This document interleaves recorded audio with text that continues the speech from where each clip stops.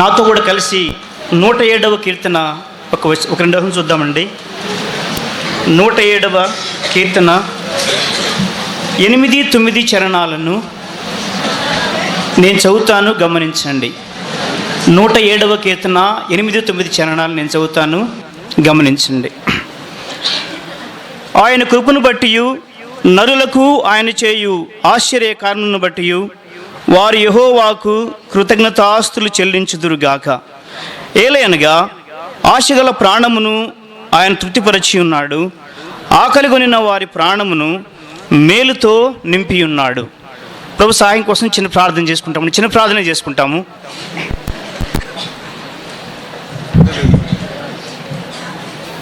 మహాపరిశుద్ధుడైన తండ్రి,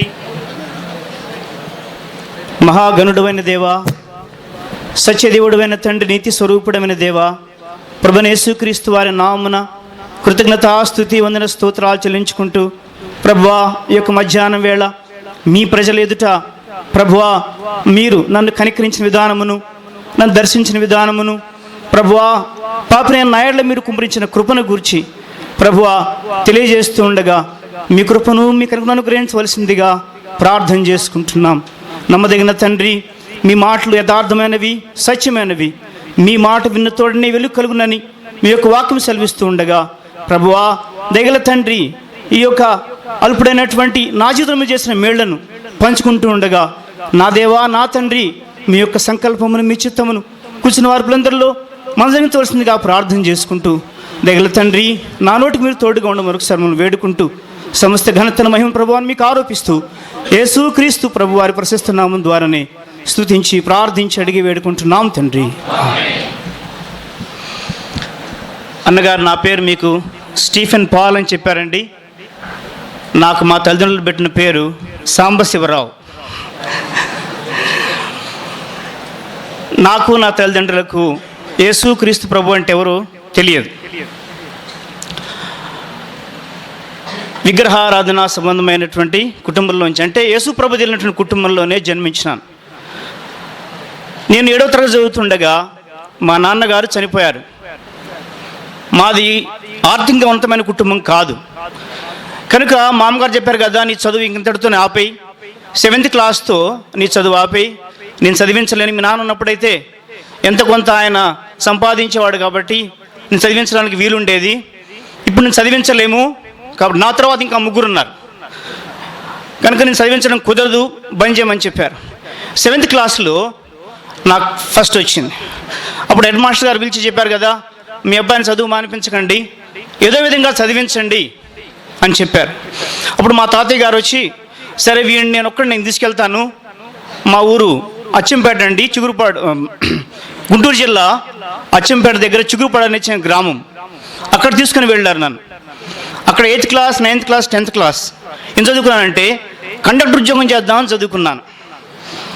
10th class చదివితే కనుక కండక్టర్ ఉద్యోగం వస్తుంది, అప్పుడు కుటుంబాన్ని పోషించుకోవచ్చు అనే ఉద్దేశంతో 10th క్లాస్ చదివేదానికి నేను అచ్చంపేటనే అక్కడ జిల్లా పరిషత్ హై స్కూల్లో జాయిన్ అయ్యాను. నాకు యేసు ప్రభు అంటే ఎవరో తెలియదు. అయితే 10th క్లాస్ అయిపోయేటప్పటికల్లా ఆ యొక్క స్కూల్లో నేనే స్కూల్ ఫస్ట్, సెంటర్ ఫస్ట్ కూడా నేనే వచ్చాను. ఇక మళ్ళీ ఆ హెడ్ మాస్టర్ గారు పిలిచి మీ అబ్బాయిని చదువుకుంటున్నాడు కదా, చదివించండి అంటే ఇంటర్మీడియట్, డిగ్రీ ఇవన్నీ చదివించే వరకు మా దగ్గర లేదు, మేము చదివించలేము అని చెప్పారు. అప్పుడు ఎవరో చెప్పారు కదా మా బంధువుల్లోకైనా, వీడిని పాలిటెక్నిక్ జాయిన్ చేసేయండి, పాలిటెక్నిక్ చదివితే 3 సంవత్సరాల కోర్సు, అది వెంటనే ఏదైనా ఉద్యోగం వస్తుంది, అప్పుడు ఇదంతా పెద్ద పెద్ద చదువులకు అవసరం ఏమి ఉండదు అని చెప్పారు. సరే, అప్పుడు ఎంట్రన్స్ రాయడం ద్వారా నేను ఏంటంటే షార్ట్కట్ చెప్తున్నానండి, నిజానికి ఎంట్రన్స్ రాయడం కూడా చాలా పెద్ద కథ జరిగింది. ఆ ఎంట్రన్స్ రాసిన తర్వాత నేను రాజమండ్రిలో డిప్లొమాలో సిఎస్సి డిసిఎంఈ అంటారు, డిప్లొమా ఇన్ కంప్యూటర్ సైన్స్లో జాయిన్ అయ్యా. అక్కడ యేసుక్రీస్తు ప్రభు వారి గురించి నాకు తెలిసింది. అక్కడ అనేక మంది నా స్నేహితులు ఉన్నారు, వారు యేసుక్రీస్తు ప్రభు వారి దగ్గర గురించి వాళ్ళు పాటలు పాడుతూ లేకపోతే దేవుని యొక్క వాక్యాన్ని చదువుతూ అట్లా వాళ్ళు చెప్తున్నప్పుడు అక్కడ నాకు కొంచెం వింతగాను ఉండేది. ఆ విధంగా వాళ్ళతో చాలాసార్లు నేను ఆర్గ్యుమెంట్స్ చేస్తూ ఉండేవాడిని. ఎందుకంటే నేను చిన్నప్పటి నుంచి ఈ రామాయణ, భారత, భాగవతాలు అన్నటువంటి కథల్ని చదువుకుంటుండేవాడిని ఎక్కువగా, ఇంట్రెస్ట్ కొద్దీ. కుటుంబంలో తండ్రి చనిపోయాడు కాబట్టి దేవుడు అసలు ఎందుకు ఇట్లా చేశాడు మా కుటుంబాన్ని అనేటువంటి కసి కూడా నాలో ఉండేది. అందు గురించని ఎక్కువ నా పేరు సాంబశివరావు అని చెప్పాను కదా, ఆ బొమ్మ దగ్గర పూజించేవాడిని. తర్వాత ఏకాంతంగా ఉన్నప్పుడు కొండ మీదకి వెళ్ళి అట్లా పద్మాసనంలాగా వేసుకొని, నాకు ఇప్పుడు దేవుడు ప్రత్యక్షం అవుతాడు, నేను ఆయనతో మాట్లాడతాను, వరం అడుగుతాను, ఏదైతే పురాణాలు రాయబడదో అట్లా నేను ఊహించుకొని అట్లా ప్రాక్టీస్ చేస్తూ ఉండేవాడిని. అటువంటి పరిస్థితుల్లో ఈ డిప్లొమాలో జాయిన్ అయినప్పుడు నాకు ఇంకొక రకమైనటువంటి భక్తి మర్యాదలు కనిపించాయి. వాళ్ళు యేసుక్రీస్తు ప్రభువారి గురించి చెప్పడం, యేసుక్రీస్తు ప్రభువారి గురించి వాళ్ళు మాట్లాడడం, వారితో నాకు చాలాసార్లు వాదన జరిగాయి. 91లో ఒకరు చేశారంటే వాళ్ళు రిట్రీట్ రమ్మని చెప్పేసి నన్ను ఆహ్వానించారు. వాళ్ళు రిట్రీట్స్ పెడుతూ ఉంటారనమాట ఇలా స్టూడెంట్స్ కోసం. సో అక్కడికి నన్ను రమ్మని చెప్పారు. అక్కడ నేను వెళ్ళి అందరికంటే వెనక కూర్చున్నాను. అక్కడ వారు ఈ యొక్క చెప్తున్న ఆయన యేసుక్రీస్తు ప్రభువు గురించి చెప్తా ఉన్నాడు. నాకు కొంత అర్థం అవుతుంది, కొంత అర్థం కావట్లేదు. అయితే ఆయన మార్క్స్ వార్త 16వ అధ్యాయం 15వ వచనం గురించి మాట్లాడుతున్నాడు. అక్కడ ఏమని రాయబడతా ఉందంటే, సర్వలోకానికి వెళ్ళి సర్వ సృష్టికి సువార్తను ప్రకటించండి, వినునెవరు రక్షించబడతాడు, నమ్మని వానికి శిక్ష విధించబడును అని రాయబడతాం. ఎప్పుడైతే ఆ మాటని విన్నానో నాలో అమాంతం కోపం వచ్చేసింది. ఈయనెవరన్నా శిక్షించడానికి ఈయనకేం అధికారం ఉంది? నేను అనేక మంది నాకు దేవతలు ఉన్నారు, దేవుళ్ళు ఉన్నారు, ఈయనెవరిని రక్షించడానికి, ఈయన శిక్షించడానికి ఈయనకేం అధికారం ఉంది అన్నాళ్ళు నేను ప్రశ్నించుకుంటున్నాను. ఆ సమయంలో ఆయన చెప్తున్నాడు కదా, అంటే నా ఆలోచనలకి ఈ యొక్క వాక్యం చెప్పేటువంటి అతనికి కొరిలేట్ అవుతుందన్నమాట, సింక్ అవుతూ ఉంది. ఆయన అంటున్నాడు కదా, అనేక మంది దేవతలు లోకంలో లేరు, ఒక్కడే దేవుడు ఉన్నాడు, ఆయన నిన్ను ఎంతగానో ప్రేమించాడు. ఎంతగా ప్రేమించాడంటే నీకొంత ప్రాణం ఇచ్చేంతగా నిన్ను ప్రేమించాడు అని ఆయన చెప్తా ఉన్నాడు. యేసుకి అధికారం ఎందుకు వచ్చిందంటే నీకొంత చనిపోయాడు కాబట్టి ఆయనకి నీ మీద అధికారం వచ్చింది.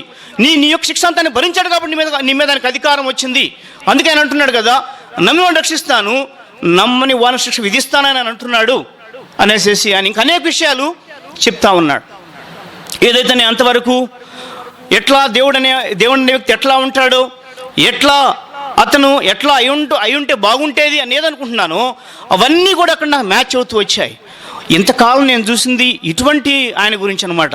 నిజంగా ఆయన నన్ను ప్రేమించాడు, నా కోసం చనిపోయాడని వీళ్ళు చెప్తున్నారు, నా కోసం సిలువ ఎక్కాడని చెప్తున్నారు వీళ్ళు.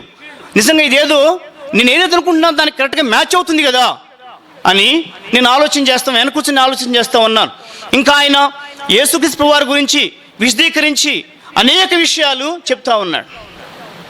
అంత అయిపోయిన తర్వాత ఆల్టర్ కాల్ అంటే ఎవరైతే యేసు ప్రభువుని విశ్వాసం ఇస్తారో లేకపోతే రక్షణను అంగీకరిస్తారో మీ చేతిని చూపించండి అని చెప్పినప్పుడు నేను కూడా అప్రమత్తంగా నా చేతిని చూపించాను. వారు నాకు కూడా రాసిచ్చారు, నీ పేరు అది రాసివు బాబు, నీ గురించి కూడా ప్రార్థన చేస్తాము అని చెప్పారు. చెప్పిన తర్వాత ఆ విధంగా నేను మొట్టమొదటిగా యేసుని గురించి విని ఆయన నా కోసం చనిపోయాడని నమ్మి యేసుక్రీస్తు ప్రభువారు దేవుడు అనుకున్నాను. అంతవరకే. నా తర్వాత ఫాలోఅప్ మీటింగ్ పెట్టారు. ఫాలోఅప్ మీటింగ్ పెట్టినప్పుడు అక్కడ ఆయన చెప్తూ వచ్చాను, 15వ అధ్యాయం 7వ వచనము యోహాను సువార్తలో, నా మాటలు మీ యందు, మీరు నా యందు, నా మాటల మీద ఎడల మీకు ఏది ఇష్టపడను గ్రహించబడును అని రాయబడతా ఉంది. ఆయన చెప్తూ చెప్పాడు అనమాట, మీరు నా యందు నా మాట మీద ఎడల మీకు ఏది ఇష్టపడను గ్రహించబడని దేవుని యొక్క వాక్యం చెప్తా ఉంది. మీరు ఏదైతే అడుగుతారో అది దేవుడు మీకు ఇస్తాడు అని చెప్పాడు. నాకు ఒకసారి ఆశ కలిగింది. అంటే దేవుడు నాకు ఏదైతే ఇస్తాడనమాట, ఏమైనా సరే అడిగితే నాకు ఇస్తాడనమాట. ఆ రోజు ఏం చేశానంటే కొత్త నిబంధనలో చిన్న పుస్తకం ఒకటి తీసుకొని చదవడం ప్రారంభించాను. దానిలోని విషయాలు గ్రహించడానికి చదవడం ప్రారంభిస్తూ ఉండగా యోహాను సువార్త చదవమని చెప్పారు వాళ్ళు నాకు. ఆ యోహాను సువార్త చదువుతూ ఉండగా యేసుక్రీస్తు ప్రభువారి గురించినటువంటి అనేక విషయాలు నాకు అర్థమవుతూ వచ్చాయి. అప్పుడు ఆయన దగ్గర, ప్రభువా నిజంగా ఇంత గొప్ప దేవుణ్ణి నేను ఎరగలేకపోయాను, గ్రహించలేకపోయాను, అయ్యా నన్ను క్షమించు, నేను పాపిని, నువ్వు ఎంత ప్రేమ గలవాడు అని నాకు తెలియదు, నేను ఎంతవరకు ఏ విధంగానో జీవిస్తూ వచ్చాను అని చెప్పేసి మొట్టమొదటిసారిగా నవంబర్ 1వ తారీఖు 1991 నేను యేసుక్రీస్తు ప్రభువారిని నా సొంత రక్షకుడిగా అంగీకరించాను. అయితే నాకు తెలిసిన మాట ఒకటి ఏంటంటే, ఆయన మాట నా యందు ఉంటే, నేను ఆయనని ఉంటే నేను ఏమిడితే ఇస్తాడు అనేటువంటి ఉద్దేశంలో ఇప్పుడు నా జీవితం వెంటనే మారిపోద్ది అనమాట. ఇప్పుడు నాకు వెంటనే అమాంతంగా నాకు గొప్ప ఐశ్వర్యం వచ్చి పడుతుంది, ఎంతో గొప్ప నేను గొప్ప స్థితిలోకి వెళ్తాను అని నేను అనుకున్నాను. కానీ అటువంటి ఏమీ జరగలేదు. అటువంటి ఏమీ నా జీవితంలో నా జీవిత ప్రమాణం ఏమీ మారలేదు. ఏదైతే నేను హాలిడేస్కి వెళ్ళినప్పుడు కూలి పని చేసుకునేవాడిను, అదే కూలి పని చేస్తూ వచ్చాను. ఏదైతే నేను ఇంటికి వెళ్ళినప్పుడు ఎటువంటి పేదరికం పరిస్థితుందో అదే పేదరికం పరిస్థితుంది, కానీ ఆ పరిస్థితి ఏం మారలేదు. ఏం మారిందంటే, అంతకు సినిమా పాటలు పాడుకుంటూ పనిచేసేవాడిని, ఇప్పుడేమో దేవుని పాటలు పాడుకుంటూ పనిచేస్తున్నా. అంతకుమించి డిఫరెన్స్ ఏమి అనిపించలేదు నాకు. అయితే ఆ విధంగా హాలిడేస్ వచ్చిన పని చేస్తూ తర్వాత మళ్ళీ కాలేజీకి వెళ్ళి చదువుకుంటూ ఉండేవాడిని. ఈలోపు 93వ సంవత్సరం నా కోర్స్ అయిపోయింది. ఇంటికి వచ్చాను. ఇంటికి వచ్చిన తర్వాత ఏమీ లేదు, పరిస్థితి మామూలు పరిస్థితి, ఉద్యోగము లేదు. ఆ తర్వాత ఎటువంటి ఆర్థిక ఇంప్రూవ్మెంట్ కూడా ఏం లేదు. నేను కూలి పనికి వెళ్ళడం ప్రారంభించాను.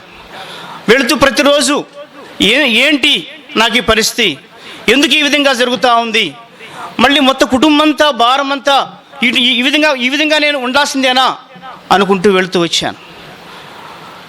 నా జీవితంలో అన్ని రోజులు కూడా ఏడ్చుకుంటూ పనిచేసేవాడిని. ఏడ్చుకుంటూ ఆ టవల్ తీసుకొని ప్రతిరోజు పనికి వెళ్తున్నప్పుడు ఏడ్చుకుంటూ వెళ్ళి పనిచేస్తూ వచ్చేవాడిని. అనేక మంది ఏం చదువుకున్నా బాబు, డిప్లొమా అయిపోయిందండి, ఏం ఉద్యోగం ఉందా, ఏమీ లేదండి, ఇదే మాట అనుకుంటూ వచ్చాను. ఈలోపు బీటెక్ సీట్ వచ్చింది హైదరాబాద్ జేఎన్టీలో. హైదరాబాద్ జేఎన్టీలో వస్తున్నప్పుడు సత్యనపల్లి సేవకుడు శామ్యుల్ గారు ఏమన్నారంటే, బాబు సాక్ష్యం చెప్పు అని చెప్పారు. నేను సాక్ష్యం ఇప్పుడు ఏం చెప్పానంటే, నేను హైదరాబాద్ వెళ్తున్నాను, దేవుడు నాకు ఉద్యోగం ఇస్తాడు, ఆ ఉద్యోగంతో నేను బీటెక్ చేస్తాను అని చెప్పి వచ్చాను. హైదరాబాద్కి నేను వెళ్తున్నప్పుడు 3,000 రూపాయల డబ్బులతో సూట్ కేసుతో బయలుదేరాను హైదరాబాద్. చారానాకి పావలా అంటారని కూడా నాకు తెలియదు. చారానాకి పావలా అని పేరు ఉంటుందో కూడా నాకు, పావలా అని తెలుసు కానీ తనకు చారానా అనే పేరు ఉంటుందో కూడా తెలియదు. హైదరాబాద్లో చారానా అంటారు, నాకేం పావలా అని తెలుసు. అటువంటి నాలెడ్జ్తో నేను హైదరాబాద్కి వెళ్ళినప్పుడు అక్కడ ఉద్యోగం కోసం ప్రతిరోజు తిరుగుతూ ఉండేవాడిని. మొట్టమొదటి వెళ్ళినప్పుడు ఒక స్నేహితుడి ఇంట్లో ఉన్నాను, కేవలం 6 రోజులు మాత్రం ఉన్నాను అక్కడ. అయితే ఆ స్నేహితుడు ప్రార్థన చేసుకుంటున్నానని నా ఇంట్లోంచి ఆ రూమ్లోంచి వెళ్ళగొట్టేశాడు. అక్కడి నుంచి బయలుదేరి నేను ఒక్కడనే కూకట్పల్లిలో ఒక చిన్న రూమ్ తీసుకొని ఆ రూమ్లో కావలసిన సరుకులను కొనేటప్పటికల్లా నా దగ్గర ఉన్న డబ్బులు మొత్తం అయిపోయాయి. ప్రతిరోజు ఉదయం పూట రెజ్యూమ్స్ తీసుకునేవాడిని, సిటీ మొత్తం తిరిగేవాడిని, ఎక్కడైనా సరే నా ఉద్యోగం దొరుకుద్దేమోనని సిటీ మొత్తం తిరుగుతూ వచ్చాను. రోజుకు ఒక పూట మాత్రమే భోజనం చేసేవాడిని. ఉదయం లేదు, మధ్యాహ్నం లేదు, రాత్రికి భోజనం చేసేవాడిని. కాలేజీకి వెళ్ళి వచ్చిన తర్వాత వండుకొని తినేవాడిని. అది కూడా నేను ఏంటంటే రైసు తర్వాత దానిలోకి గొడ్డు కారం అది వేసుకుని నూనె కలుపుకొని తినేవాడిని. ఎందుకంటే మిగిలిన సరుకు కొనుక్కోవడానికి కూడా నా దగ్గర డబ్బులు ఉండేవి కాదు. అంత పరిస్థితి గుండా వెళుతూ చాలాసార్లు ప్రభు దగ్గర, ఎందుకు నాకు ఈ పరిస్థితి ప్రభు, నేను చెప్పాను కదా ఇక్కడ నా దేవుడు నాకు ఉద్యోగం ఇస్తాడు, నేను ఉద్యోగం చేసుకుంటూ బిడ్డకు చేస్తానని చెప్పాను, చివరి నాకు ఉద్యోగం రావట్లేదు. అయిపోయింది జూన్ అయిపోయింది, జూలై అయిపోయింది, ఆగస్టు వచ్చేసింది, ఉద్యోగం అయితే లేదు. ఒకరోజు కూర్చున్నాను, ప్రభువా ఈ నెల కనుక ఉద్యోగం లేకపోతే ఇక నేను పెట్టేవాడు సర్దుకొని ఇంటికి వెళ్ళిపోవడమే. ఇంటికి వెళ్ళిపోయిన మరుక్షణంలో మొదట నీకు చెడ్డ పేరు వస్తుంది, తర్వాత నాకు చెడ్డ పేరు వస్తుంది. ప్రభువా నీ గురించి నేను చెప్పాను కదా అని ప్రార్థన చేసుకొని దేవుని యొక్క వాక్యం చదువుతుంటే కీర్తన గ్రంథము 50:15వ చరణం దేవుడు నాకు జ్ఞాపకం చేస్తూ వచ్చాడు. అంటే ఆ రోజు దినభాగం నాది అదే. ఆపత్కాలమందు నీవు నన్ను గూర్చి మొరపెట్టుము, నేను విడిపించదును, నీవు నన్ను మహింపరచదువు అని దేవుని యొక్క వాక్యం. అది చాలాసార్లు అంతకుముందు చదివాను నేను, కానీ ఎప్పుడు కూడా నాకు అంత పించవలేదు ఆ మాట. అయితే ఆ రోజు మాత్రము విపరీతంగా ఆ మాట జ్ఞాపకం ఉండిపోయింది. అట్లనే ఇప్పటికి కూడా జ్ఞాపకం ఉండిపోయింది. అయితే ఆ మాట చదువుకొని లైబ్రరీకి వెళ్ళాను. అక్కడ ఏమొచ్చిందంటే కంప్యూటర్ ఇన్స్ట్రక్టర్స్ కావాలను అని ఒక నోటిఫికేషన్ లేకపోతే ఒక అడ్వర్టైజ్మెంట్ కనిపించింది. అక్కడికి వెళ్ళిన తర్వాత వాళ్ళు ఇంటర్వ్యూ చేసిన తర్వాత, బాబు మేము నీకు ఉద్యోగము ఇస్తున్నాము, జీతం ఎంత తెలుసా అండి, 800, నెలకి 800 జీతం. ఆ జీతం దేవుడు ఎంత నమ్మదగిన వాడు. వెంటనే నాకు సంతోషం అనిపించింది అనమాట. ఈ నెల ఉద్యోగం రాకపోతే ఇక నా జీవితం ఇంతే, క్లోజ్, ఇంటికి వెళ్ళిపోతాను, మరలా ఆ ఊర్లో కూలి పని చేసుకుంటూ ఉండడమే. అటువంటి పరిస్థితులు లాస్ట్ మినిట్లో ఆగస్ట్ నెలలో ఉద్యోగం వచ్చింది. అయితే ఉద్యోగం అయితే వచ్చింది, కానీ ఆ నెల గడవాలి కదా. ఆ నెల గడవడానికి నా దగ్గర ఏమీ లేదు, జీరో. అప్పుడు నాతో పాటు ఇంకో స్నేహితుడు జాయిన్ అయ్యాడు, అతనిది కూడా నా పరిస్థితే. ఇద్దరికి ఒకే స్కూల్లో ఇద్దరం జాయిన్ అయ్యాం. ఆ ప్రిన్సిపల్ చెప్పాడనమాట, మీరు ఖచ్చితంగా 8 గంటల 10 నిమిషాలు కూడా ఇక్కడ ఉండాలి, 8:30కి క్లాసెస్ స్టార్ట్ అవుతాయి, మీరు కనుక ఆలస్యంగా వచ్చారంటే ఆ రోజు మీకు జీతం నేను ఇవ్వను అని చెప్పాడండి. అంత ఖరాఖండగా చెప్పేశాడు. 8:15 మీరు ఇక్కడ ఉండాలి, 8:30 క్లాస్ స్టార్ట్ అవుతాయి, టీచర్స్ కనుక 8:15 ఉండాలి, ఒకవేళ కనుక మీరు ఫెయిల్ అయితే ఆ రోజు మీకు జీతం కట్ చేస్తాను నేను, మీరు వచ్చినా సరే మీకు కట్ చేస్తాను. సెవెన్ హిల్స్ పబ్లిక్ స్కూల్ అని ఎర్రగడ్డ మోతీనగర్లో ఉంది, హైదరాబాద్ మోతీనగర్లో, అక్కడ జాయిన్ అయ్యాం. అప్పుడు ఒకరోజు ఏమైందంటే విపరీతమైన నీరసంతో, ఎందుకంటే ఒక పూటే భోజనం చేసేవాడిని, రాత్రిపూట మాత్రం భోజనం చేసేవాడిని. అప్పటికి 4 రోజులు దాటిపోయింది నేను ఫుల్గా భోజనం చేసి, విపరీత నీరసంగా ఉంది. ఒకరోజు లేటుగా లేచాను, నా దగ్గర ఓపిక లేక లేటుగా లేచాను. ఇప్పటికల్లా ఈరోజు చాలా టైం అయిపోయింది, చూస్తున్నాను అయ్యో టైం అయిపోయింది, త్వరగా రెడీ అయ్యి పరిగెత్తుకు కూటపల్లి బస్ స్టాప్కి వచ్చేటప్పటికల్లా టైం ఎంత అవుతుందంటే 8:10 అయింది. ఇంకా నాకున్న టైము 5 నిమిషాలే. ఆ తొందరలో బస్సు ఎక్కేశాను. ఆ బస్సు విపరీతమైన రద్దీగా ఉంది. ఆ బస్సు నుంచి అందరూ వేలాడుతున్నారు, నేను కూడా పట్టుకుని వేలాడాను, టైం అయిపోతున్నారు పట్టుకుని వేలాడాను. మొదటికల్లా నాకు భోజనం లేని పరిస్థితిని బట్టి ఈ చెయ్యి షివర్ అవడం మొదలుపెట్టింది, వణుకుతుందన్నమాట చెయ్యి. నాకు భయం వేసి నేను పడిపోతాను, ఇక్కడి నుంచి పడిపోయానంటే ఇప్పుడు నేను ఏమైపోతాను నాకు తెలీదు అనేసి ప్రభు ఎక్కడ బస్సు అయితే బాగుంటుంది దిగేస్తాను అనుకున్నాను. బస్సు వచ్చాడు, భరత్ నగర్లో బస్సు ఆగి దిగేశాను, అమ్మయ్యా అనుకున్నాను. కానీ టైం చూసుకుంటే కరెక్ట్గా 8:15 అయిపోయింది. ఇంకా టైం లేదు, వెళ్ళి డైరెక్ట్గా ప్రిన్సిపల్ దగ్గరికి వెళ్ళి ఎంత బతిలాడుకుందాము, ఒక 5 నిమిషాలు లేట్ అయితే పర్లేదని మళ్ళీ ఇంకో బస్సు పెట్టుకున్నాను. ఆ బస్సు కూడా విపరీతమైన రష్గా ఉంది. తెలియకనే ఎక్కిన తర్వాత అది ఫుడ్ బోర్డింగ్ చేస్తున్నాను నాకు అర్థమైంది. పట్టున చెయ్యి మళ్ళీ ఉండడం ప్రారంభించింది. బస్సు ఎర్రగడ్డ బ్రిడ్జ్ ఎక్కుతా ఉంది. ఈలోపు నాతో ఒక ఆయన ఉన్నాడు. ఆయన ఎలా ఉన్నాడంటే ఆయన పరిస్థితి లుంగి కట్టుకున్నాడు, పంచి కట్టుకుని ఉన్నాడు. ఆయన మోట ఆయన, సార్ నాకు చెయ్యి వణుకుతోందని నేను వదిలేస్తాను చెయ్యి అని చెప్పాను. అయ్యో చచ్చిపోతావయ్యా అట్ట కాదు, ఆయన వచ్చి నన్ను పట్టుకున్నాడు. కానీ ఆయన వాడికి పట్టుకోలేకపోయాడు, వదిలేశాడు. ఇక నా చెయ్యి విపరీతంగా వణుకుతూ ఉంది. ప్రార్థన చేసిన, ప్రభువా నీకు ఇష్టం మీద బ్రతికించు, లేదా నన్ను చంపేసేయి అనేసి ఈ ప్రార్థన చేసుకుంటూ ఉండగా బస్సు ఏం బ్రిడ్జ్ ఎర్రగడ్డ బ్రిడ్జ్ వరకు ఎక్కింది. ఇప్పుడు బస్సు దిగుతుందన్నమాట, ఇంకా స్పీడ్ అందుకుంది. డౌన్లో స్పీడ్ ఇంకా ఎక్కువైంది. కానీ నాతో అసలు నా చేతికి ఓపిక లేదు. ప్రార్థన చేసుకుని చేతులు పెట్టేశాను, కింద పడిపోయాను బస్సులోంచి. కరెక్ట్గా నేను హైదరాబాద్ కోసం 3 డ్రెస్సులు మాత్రం తెచ్చుకున్నాను. మీరు చాలా కట్ చేశాను నేను. ఒక డ్రెస్సు అంతకుముందు జరిగిపోయింది, ఎక్కడ ఉస్మానియా మిడిల్ కాలేజ్ దగ్గర జరిగిపోయింది ఒక డ్రెస్. ఇది 2వ డ్రెస్, ఇది కూడా జరిగిపోయింది. ఇప్పుడు రక్తం వస్తూ ఉంది. అక్కడ చాలామంది అనుకుంటున్నారు కదా వీడు ఫుడ్ పోర్టింగ్ చేసి వీడికి బాగా కొవ్వు, ఫుడ్ పోర్టింగ్ చేసి వీడికి కింద పడ్డాడు, బాగా అయింది వీడికి అనుకుంటున్నారు అక్కడ ఆటో వాళ్ళు. కానీ నా పరిస్థితి తెలిసినప్పుడు ఒక వ్యక్తి నన్ను పట్టుకున్న ఆయన పరిగెత్తుకున్న దగ్గరికి వచ్చి నన్ను కౌగిలించుకుని పైకి లేపాడు. లేపి ఏంటయ్యా ఈ పరిస్థితి, ఎందుకు ఇట్లా పడ్డావు అని అడిగాడు. నేను ఏం చెప్పుకున్న సమాధానం, అయ్యా నేను భోజనం చేయలేదు, ఆకలిగా ఉందని చెప్పలేను కదా. కాముగా నవ్వేశాను. నవ్విన తర్వాత ఆయన శుభ్రంగా నా బట్టలు దులిపి ఇంకా ఆయన దాన్ని వెళ్ళిపోయాడు. ఇక గాయానికి కచ్చిపు కట్టుకొని వెనక్కి వెళ్ళాను, రూమ్కి వెళ్ళి మోకరించి ప్రభు దగ్గర ప్రార్థన చేస్తూ వచ్చాను. ప్రభువా నన్ను ఎందుకు చేయకూడదు, నువ్వు నేను అనాథగా ఒకవేళ ఇక్కడ చనిపోతే నన్ను ఈ మున్సిపాలిటీ వాళ్ళు అనాథశవం కింద పడేస్తారు. నా తల్లికి తెలియదు, నా బంధువులు తెలియదు, ఎవరికి తెలియదు. నేను నీ గురించి సాక్ష్యం ఇచ్చి ఇంత దూరం నేను ప్రయాణం చేయడానికి వచ్చిన తర్వాత నన్ను ఇటువంటి పరిస్థితికి అప్పగిస్తావా నేర్చుకుంటూ వచ్చాను. ఎందుకంటే ప్రతిరోజు పొద్దుకు లెక్క చెప్పేవాడిని, ఎంత తెచ్చానండి డబ్బులు, ఎంత ఖర్చు అయినాయి, ఎంత మిగిలినాయి, ప్రతిరోజు చెప్పేవాడిని. ఒకవేళ ఎవరైనా సరే నా ప్రార్థన వింటే, నేను మాట్లాడడం వింటే, ఎవరు అని వింటే వీడికి మెంటలాడికి పిచ్చిడికి ఎవరు చెప్తున్నాడు లెక్క, వీడు ఎవరున్నారు ఇక్కడ, ఎవరు లేరు కదా, వీడు ఎవరు లెక్క చెప్తున్నాడు అనుకుంటారు. అయితే నేను ప్రతిరోజు ప్రభు దగ్గర లెక్క చెప్పేవాడిని. ప్రభువా నాకు ఎంత తెచ్చుకున్నాను నీకు తెలుసు కదా, ఇంత అయిపోయింది, ఎంత ఉంది, చివరికి మొత్తం అయిపోయిన తర్వాత నాకు అంతా అయిపోయింది అని కూడా ప్రభు దగ్గర చెప్పాను. ఇంత చెప్పాను కదా నీకు, నన్ను ఎందుకు ఇంత బాధ పెడుతున్నావు అంటే ఎట్లా ప్రార్థన చేయాలో కూడా నాకు ఆవేశంలో ఆ బాధ నాకు తెలియలేదు. ప్రార్థన చేశాను, లేచి ఖర్చు పట్టుకున్నాను. గాయం మానుకోవడానికి కూడా నా దగ్గర డబ్బు లేదు, హాస్పిటల్కి వెళ్ళడానికి నా దగ్గర డబ్బు లేదు. గాయం ఖర్చుతో కట్టుకున్నాను, కొబ్బరి నూనె రాసుకున్నాను, కొంచెం రాసుకొని తిరిగి స్కూల్కి వెళ్ళిపోయాను. 2 డేస్ తర్వాత నా స్నేహితుడు ఒకడు వచ్చాడు. అరే CCMBలో పోస్టులు పడ్డాయి, మేమందరూ అప్లై చేస్తున్నాం, నువ్వు కూడా అప్లై చేయొచ్చు కదా అని అడిగాడు. ఎన్ని పోస్టులు ఉన్నాయని అడిగాను. ఒకటే ఉందన్నాడు.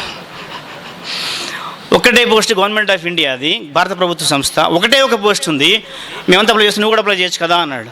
ఒకటే పోస్ట్ నేను అప్లై చేస్తాను, ఇంకోటి నా సర్టిఫికేట్ నా దగ్గర లేవు, సర్టిఫికేట్స్ అన్నీ కూడా జేఎన్టీ వెరిఫికేషన్కి ఇచ్చేసాను, కనీసం జిరాక్స్ కూడా తీసుకోలేదు. ఇప్పుడు నేను జిరాక్స్ తీసుకోవాలంటే డే టైం కాలేజీకి వెళ్ళి ఆఫీస్ స్టాఫ్ రిక్వెస్ట్ చేసి అది తీసుకొని జిరాక్స్ తీసుకొని బ్యాక్ మెయిల్ వాళ్ళకి ఇచ్చేసేసి వాటిని తీసుకుని వెళ్ళి నేను అప్లై చేయాలి. ఇంత తతంగం చేయడానికి ఒకరోజు స్కూల్ మానేయాలి, స్కూల్ మానేసి జీతం కట్ చేస్తాడు, అందుకోసం నేను మానేయను. ఈ ఒక్క పోస్ట్ నాకు రాదు పోడలేదు, ఊరుకున్నాను, అప్లై చేయలేదు. ఈలోపు ఒకరోజు వచ్చింది సెప్టెంబర్ 7th 2014 సెప్టెంబర్ 7th. ఆ రోజు ఏంటంటే స్కూల్కి హాలిడే, కాలేజీకి వర్కింగ్ డే, టీచర్స్ డే. అది స్కూల్కి హాలిడే, కాలేజీకి వర్కింగ్ డే కనుక ఆ రోజు ఏం చేశానంటే బయలుదేరికి నేను స్కూల్కి హాలిడే కదా ఎలాగూ త్వరగా వెళ్ళి అప్లికేషన్ అక్కడ తీసుకున్నాను. అప్లికేషన్ పెట్టేసి సర్టిఫికేట్స్ వెంటనే మళ్ళీ మీకు ఇస్తాను అప్లికేషన్ పెట్టేసేసి వాళ్ళు అప్లికేషన్ ఇచ్చేశారు. జిరాక్స్ తీసుకొని మళ్ళీ వెంటనే వాళ్ళకి ఇచ్చేసేసి అవి పట్టుకొని వెంటనే ఫిలప్ చేసుకొని CCMB ఆఫీస్కి వెళ్ళాను. అక్కడికి వెళ్ళేటప్పటికల్లా లాస్ట్ డేట్ అయిపోయింది. ఒరిజినల్ అప్లికేషన్ ఇచ్చే లాస్ట్ డేటు అయిపోయింది. ఫిల్ చేసిన అప్లికేషన్ ఇవ్వడానికి మాత్రం డేట్ మిగిలింది. నేను చేశానంటే నా దగ్గర అప్లికేషన్ లేదు కనుక జిరాక్స్ కాపీ ఒకటి తీసుకొని నా స్నేహితుడి దగ్గర ఆ జిరాక్స్ కాపీ దాన్ని ఫిలప్ చేసి ఆ సర్టిఫికేట్ తీసుకుని వాళ్ళ దగ్గరికి వెళ్ళాను. అక్కడ ఆఫీస్ స్టాఫ్లో ఆయన కూర్చున్నాడు అక్కడ. అప్పుడు టైం ఎంత అవుతుందంటే 5:45, 6ంటికి ఆఫీస్ బంద్ అవుతుంది. 5:45కి నేను అక్కడికి వెళ్ళాను. వెళ్ళిన తర్వాత అక్కడికి నిలబడ్డాను. ఏంటి అన్నాడు. సార్ అప్లికేషన్ ఇవ్వడానికి వచ్చాను సార్ అని చెప్పాను. చూశాడు, జిరాక్స్ కాపీ అది. జిరాక్స్ కాపీ అని తీసుకున్నాను, ఒరిజినల్ అప్లికేషన్ మేము ఇస్తున్నాం కదా అన్నాడు. సార్ నా దగ్గర లేదు అంటే నేను వీలుగా తీసుకోలేదు సార్ అని చెప్తే అతను చెప్పాడు కదా, వీ డోంట్ యాక్సెప్ట్ ఇట్, మేము యాక్సెప్ట్ చేయం, ప్లీజ్ గో అన్నాడు. ఎందుకు దేవుడు అలా చేశాడబ్బా, ఇంత పరిస్థితి నాకు ఎందుకు వచ్చింది ఇది? అసలు ఈజీగా ఒకవేళ దేవుని చిత్తం అయితే నాకు ఎప్పుడో వచ్చేది కదా, ఇది దేవుని చిత్తం కాదనమాట. అయితే ఆ నీరసంగా కొంచెం ఆలోచన అక్కడే ఉన్నాను. వెంటనే ఆయన మళ్ళీ నన్ను చూశాడు బయటకు వచ్చి, నేను అక్కడే ఉన్నాను, కమ్ అన్నాడు. నాకు ఆశ్చర్యం, ఎందుకు పిలుస్తున్నాడు? లోపలికి వెళ్ళాను. ఒక ఒరిజినల్ అప్లికేషన్ తీసుకొని నాకు చేతికి ఇచ్చాడు. Fill it up, give it to me, don't tell anybody అన్నాడు. నేను చెప్తున్నాను ఇప్పుడు మీరు చెప్తున్నాను మీ అందరికీ, ఆయన చెప్పకండి వెళ్ళి. Don't tell anybody, fill it up and give it to me అన్నాడు. అసలు నాకు కళ్ళలో నీళ్ళు వస్తూ ఉన్నాయి, ఆశ్చర్యమైపోతూ ఉంది. అసలు ఎట్లా అయితే ఇస్తున్నాడు నాకు ఈ అప్లికేషన్ అని సంతోషంతో పాటలు పాడుకుంటూ ఫిలప్ చేశాను. అప్లికేషన్ ఫిలప్ చేసి ఆయనకి ఇచ్చాను. ఈ సంతోషంతో బయటకు వచ్చాను. ఈ ఉద్యోగం నాకు వచ్చేస్తుంది అనుకున్నాను. సెప్టెంబర్ 7th అప్లికేషన్ ఫిలప్ చేశాను. అక్టోబర్, నవంబర్, డిసెంబర్ అయిపోయింది, ఏ కాల్ లెటర్ రాలేదు. ఇంక జనవరిలో ఇంతవరకు ఇంటికి వెళ్ళలేదు. 2014 జూన్లో ఇక్కడికి వచ్చాను హైదరాబాద్కి. 2015 జనవరి వచ్చినంతవరకు ఇంటికి వెళ్ళలేదు. కనుక అప్పుడు ఇంటికి లెటర్ రాశాను. నేను జనవరి సంక్రాంతి హాలిడేస్కి ఇంటికి వస్తున్నాను, మీరందరూ ఇక్కడికి వచ్చినట్టు నేను ఇంటికి వెళ్తున్నాను అనమాట. ఇంటికి వస్తున్నాను అని లెటర్ రాశాను. ఇంటికి లెటర్ రాశాను. రాసి పోస్ట్ చేసిన వెంటనే నా స్నేహితుడు నాకు తీసి కాల్ లెటర్ ఇచ్చాడు. ఇలా ఇంటర్వ్యూకి రమ్మనేసి CCMB నుంచి కాల్ లెటర్ వచ్చింది అని. కాల్ లెటర్ పట్టుకొని మళ్ళీ ఇంటికి లెటర్ రాశాను, నేను రాలేకపోతున్నాను అనేసి. ఆ విధంగా తిరిగి మళ్ళీ ప్రిపేర్ అయ్యి ఇప్పుడు బీటెక్ ఫస్ట్ ఇయర్ చదువుతున్నాను. ప్రిపేర్ అయిపోయి ఇక సంక్రాంతి అయినా తెల్లవారని 16వ తారీఖున నేను ఇంటర్వ్యూకి వెళ్ళాను. ఆ CCMB ఆఫీస్ని చూసి ఇదంతా జనాలు చాలామంది వచ్చారు. వామ్మో ఇంతమంది వచ్చారు, 101 పోస్టు, ఇది ఎప్పుడు రావాలి ఏంటి, ఏదో సర్లే ఒక ప్రయత్నం చేద్దాం అన్నాడు. ఫస్ట్ రిటన్ టెస్ట్ పెట్టారు. ఇచ్చిన క్వశ్చన్స్ ఏంటంటే మ్యాథ్స్ అండ్ కంప్యూటర్ సైన్స్, దానిలో differentiation, integration as well as the computer science అనమాట. ఫ్రెష్గా ఉన్నాను నేను, ఎందుకంటే అప్పుడే డిఫరెన్షియేషన్, ఇంటిగ్రేషను, మ్యాథ్స్ డిప్లొమా ఇది ఇంజనీరింగ్ ఫస్ట్ ఇయర్ చదువుకుంటున్నాం. ఫస్ట్ రిటన్ టెస్ట్లో క్వాలిఫై అయిపోయాను. ఇమ్మీడియట్గా నేమ్స్ పెట్టారు అక్కడ, దానిలో నా పేరు కూడా ఉంది. ఇంటర్వ్యూకి వెళ్ళాను. ఇంటర్వ్యూకి వెళ్ళిన తర్వాత వాళ్ళు క్వశ్చన్స్ వేస్తూ వచ్చారు. కంప్యూటర్ సైన్స్ రిలేటెడ్ క్వశ్చన్స్ అన్నీ చెప్పాను. అయితే వాళ్ళకి రిలవెంట్ క్వశ్చన్ అడిగారు, నా సబ్జెక్ట్ సంబంధించిన క్వశ్చన్ కాదు అది. ఏమడిగారంటే which instrument one can use to measure body temperature అన్నాడు. నాకేమో గుర్తు రావట్లేదు, అసలు గుర్తు రావట్లేదు. లోపల అది అంటారు కదా, మనం అంటే ఆడుతుందని, లోపల ఆడుతుంది కానీ బయటికి రావట్లేదు. నాకు గుర్తు రావట్లేదు ఎంతసేపు ఉన్నా సరే. చాలాసేపటికి కొన్ని క్షణాలు ఇట్లా తర్జన పడిన పడిపోయిన తర్వాత లేట్ అయిపోతుందని, sir that is made up of glass inside mercury will be there sir అన్నాను. మీరు ఎలా నవ్వారు? ఆ కమిటీ మెంబర్స్ అందరూ నవ్వారు. అందరు నవ్వేసేసి one of the committee member చెప్పాడు కదా, దట్ ఇస్ థర్మామీటర్ నో అన్నాడు. ఎస్ సార్ థర్మామీటర్ అన్నాను. ఇక నాకు విపరీతం నీరసం వచ్చింది, ఎందుకంటే నా జ్ఞానానికి థర్మామీటర్ గుర్తుకు రాలేదు. ఇంక అటువంటప్పుడు ఇంకేముంది, పోయినట్టే మొత్తం అనుకొని ఎంతో బాధతో బయటకు వచ్చాను. బయట అంటున్నారు కదా, ఎక్కువసేపు నిన్నే ఇంటర్వ్యూ చేశారు అన్నారు నన్ను. ఆడ కూర్చొని నాకు ఎంతసేపు చేశారు నాకు తెలియదు, కానీ ఎక్కువసేపు నిన్నే చేశారు ఇంటర్వ్యూ, నీకు వస్తేమో జాబ్ అన్నారు. ఏంది వచ్చేది, మన థర్మామీటర్ గుర్తు రాలేదు అంచేది బాగుండదు కదా, అంచేది బాగుండదు కదా, అందు గురించి నేను గమని ఉరుకున్నాను. ఇంటికి వెళ్ళి రూమ్కి వెళ్ళి ప్రభు దగ్గర భారంగా ప్రార్థన చేసి, ప్రభువా నువ్వు సర్వాధికారివి, నాకు అవసరమని నీకు తెలుసు, ఒకవేళ నీకు ఇష్టమైతే నీవు అందరిని ఆజ్ఞాపించగలవు, ఒకవేళ నీ చిత్తమైతే అధికారాన్ని ఆజ్ఞాపించు, లేదంటే నీ చిత్తం ఎట్టుంటే అట్నే నేను ఉంటానని ప్రార్థన చేశాను. ప్రియులారా, 16వ తారీఖు ఇంటర్వ్యూ జరిగింది, 18వ తారీఖు అపాయింట్మెంట్ లెటర్ వచ్చేసింది.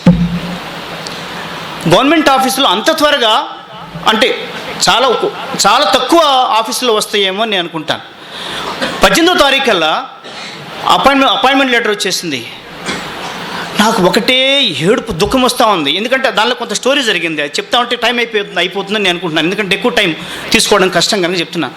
అయితే పోస్ట్ ఆఫీస్కి వెళ్ళి ఆ లెటర్ తీసుకున్న తర్వాత వచ్చి బస్సులో కూర్చున్నాను. నాకు మొత్తం అంతా ఒకసారి రీల్ తిరుగుతూ ఉంది. ప్రభు నేను ఏం ప్రశ్నించాను, ప్రభు నేను ఏం అడిగాను, ఆయన నన్ను ఏ విధంగా కనికరిస్తూ వచ్చాడు, అసలు ప్రభు దగ్గర ప్రభు నన్ను కనికరించట్లేదు అని నేను అనుకున్నాను. ఎంత వేదన పడుతూ వచ్చాను కదా. ప్రభు అన్నాడు కదా నెమ్మదిగా, నువ్వు అడిగిన ప్రతిదానికి జవాబు నేను ఇచ్చానా, నువ్వు అడిగిన ప్రతిదానికి నీ దగ్గర జవాబు దొరికిందా, నేను ఇచ్చానా, వేదన పడి ప్రార్థన చేసావు కదా నా దగ్గర, నన్ను అడిగావు కదా, నేను సిగ్గుపరిచానా. నాకు ఒకటే ఏడుపు వస్తూ ఉంది, ఏడుస్తున్నాను, దుఃఖపోతున్నాను. నా పక్కన ఒక ఆయన కూర్చున్నాడు, అంటున్నాడు వీడు ఏంటి ఎందుకు ఏడుస్తున్నాడు వీడు. నేను ఆపుకుందామని ఇట్లా అనుకుంటున్నాను, కూర్చుంటున్నాను, కానీ నా వల్ల కావట్లేదు, ఏడుస్తున్నాను. నా పక్కన కూర్చున్నాడు, నా వైపు చూస్తున్నాడు, మళ్ళీ ఇటు చూస్తున్నాడు. అంటే ఏమనుకుంటానేమో అనే భయం, అడగట్లేదు, కానీ నేను ఆపుకుందామని నా ఉద్దేశం, కానీ నాకు ఆపడానికి నాకు రావట్లేదు. ఆ విధంగా నేను CCMBలో జాయిన్ అయ్యాను. ప్రియమైన వారలారా, అటువంటి పరిస్థితులు నా జీవితం ప్రభు ఒక్కసారిగా నన్ను ఉన్నతమైన స్థానం తీసుకెళ్ళలేదు, కానీ క్రమంగా ఆయన విశ్వసించినందుకు, ఆయన నమ్మినందుకు, ఆయన నామ పక్షమాన పొందినందుకు ప్రభు నన్ను ఎక్కడ కూడా విడిచిపెట్టలేదు. ఆ తర్వాత నాకు 98లో వివాహమైంది. 2004లో నాకు 2003లో కుమార్తె, 2004లో కుమార్తె పుట్టింది. ఆ అమ్మాయి విషయం ఏంటంటే, బై బర్త్ ఆ అమ్మాయికి 2 స్పైనల్ కార్డ్స్ వచ్చినాయి. బై బర్త్ శరీరంలోంచి, బ్రెయిన్లోంచి 2 స్పైనల్ కార్డ్స్ వచ్చాయి. డాక్టర్స్ చెప్పారు కదా అందరు కూడా, ఈ అమ్మాయికి సర్జరీ చేయకపోతే కష్టము, సర్జరీ చేయకపోతే ఈ అమ్మాయి కష్టము అని చెప్తూ వచ్చారు. అనేక హాస్పిటల్స్ తిరిగాం, నిమ్హాన్స్ బెంగళూరు ఒపీనియన్ కూడా తీసుకున్నాం, రకరకాల హాస్పిటల్, హైదరాబాద్ హాస్పిటల్స్ మొత్తం తిరిగాము. ఎక్కడ కూడా చెప్పింది ఈ అమ్మాయికి ఆపరేషన్ జరగాల్సిందే, కానీ ఎవరు కూడా ఆపరేషన్ జరిగితే ఈ అమ్మాయి కండిషన్ ఇలాగే ఉంటుంది అని ఎవరు కూడా చెప్పలేదు. ప్రతి ఒక్కరు చెప్పింది ఏంటంటే ఎష్యూరెన్స్ ఇవ్వలేం, కానీ ఈమెకి ఆపరేషన్ అయితే చేయాల్సిందే అని చెప్తూ వచ్చారు. ప్రభు దగ్గరే ప్రార్థన చేస్తూ వచ్చాం. నేను నా భార్య కూర్చొని ప్రభు దగ్గర ప్రార్థన చేస్తూ వచ్చాం. ప్రభువా, నేను డాక్టర్ని గాను, నా జ్ఞానం లేదు, నాకేం తెలియదు, నీకు ఇష్టమైతే ఈ అమ్మాయి విషయమే ఏం చేయాలని నీ చిత్తమో అది బయలుపరచు, ప్రత్యక్షపరచు అని ప్రార్థన చేస్తూ వచ్చాం. ఒకరోజు రాత్రంతా ప్రార్థన చేశాం కూర్చొని, నేను, తర్వాత మా మామయ్య గారు, మేమంతా కుటుంబ సభ్యులను కూర్చొని ప్రార్థన చేసి తెల్లవారి మా ఆఫీస్ నుంచి నాకు ఫోన్ వచ్చింది. అక్కడ మా ఆఫీస్ డిస్పెన్సరీ పర్సన్ ఏం చెప్పాడంటే, we have taken appointment in the Apollo hospitals, please go and show once అని చెప్పారు. ఈ ప్రార్థన చేసుకొని హాస్పిటల్కి వెళ్ళాం. హాస్పిటల్ వెళ్ళిన తర్వాత ముందు ప్రార్థన చేసుకుని ముందు ప్రభు దగ్గర ప్రార్థన చేస్తూ వచ్చాం.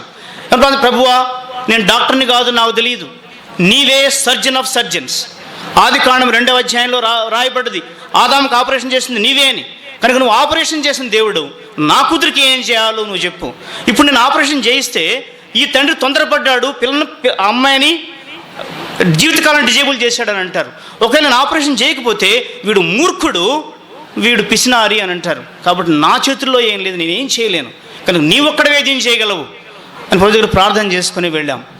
ఆ డాక్టర్ అలోక్ రంజన్ ఒక ఆయన ఉన్నాడు, ఆయన కూర్చున్నాడు. ఆయన చూశాడు, మరి చూసి అడిగాడు, మీ పాపకి ఏంటి ప్రాబ్లం అని చెప్తూ వచ్చామని చెప్పిన అద్భుతమైన మాట ఏంటంటే, మెడికల్ సైన్స్ ప్రకారం ఈ అమ్మాయికి ప్రాబ్లం ఉంది. మెడికల్ సైన్స్ ప్రకారము ఈ అమ్మాయికి 2 స్పైనల్ కార్డ్స్ బ్రెయిన్ నుంచి రాకూడదు, ఒకటే రావాలి.